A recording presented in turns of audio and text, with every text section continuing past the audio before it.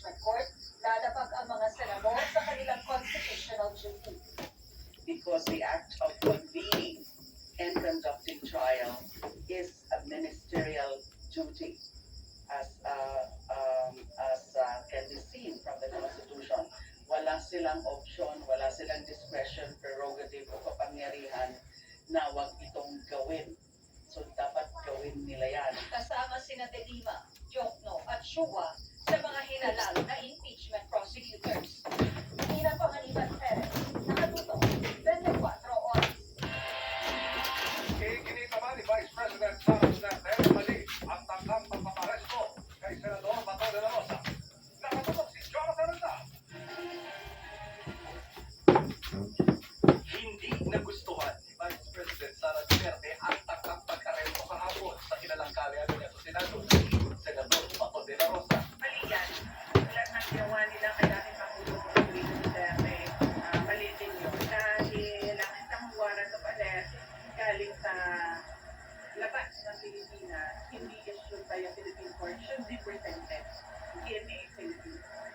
Hindi naman natalakay ang pagkaka-impeach sa kanya ng Kamara sa ikalawang pagkakataon. Sa ngayon, pinaplansya ng kanyang mga abogado ang depensa niya sa impeachment trial. Kumpiyansa ang depensa na kaya nilang banggain ang mga ebidensya ng Kamara para patunayang walang ginawang impeachable offense ang PC. Yung mga ebidensya na yun, unang-una, hindi yun in-attach sa mga impeachment campaigns. Yung mga ebidensya na yan ay nakuha lang through the compulsory processes ng House Committee on Justice. May mga ebidensya rin naman ang depensa pero tumanggi sabihin kung may ilalabas silang testigo. Hindi ko muna sasabihin siguro sa ngayon kasi we want to keep things close to our chest, especially since legal strategy yung pinag-uusapan. Halos isang taon mula nang sabihin ng PC na gusto niya ng blood bath sa trial.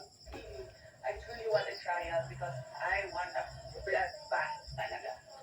Muling nilinaw ng kanyang kampo. Ang ibig sabihin na sa blood bath is yung dugo niya mismo, yung tataga, kasi siya yung magiging center itong impeachment. But siguro ayoko na gamitin yung word na blood bath dahil hindi naman sa amin yan. But it's more of ano lang, ready lang talaga tayo. 16 mula sa iba't ibang law firm ang bubuo sa defense team ng ikalawang Pangulo. Karamihan galing sa Fortun Narvaza Salazar Law Firm. 16 na senador ang kailangang bumotong guilty para makonvict si Duterte. Acquitted siya kung siyam ang bumotong not guilty o kahit nga mag-abstain lang o hindi bumoto. 13 naman ang bagong mayorya. Pero sabi ni bagong Senate President Alan Peter Cayetano, walang kinalaman sa impeachment ang pagkapalit ng liderato. Hindi rin nagpapakampante ang defense team ni VP Duterte. Sabay-sabing mananalo sila hindi dahil sa komposisyon ng impeachment court. Numbers can easily change. Kung sino man ang liderato,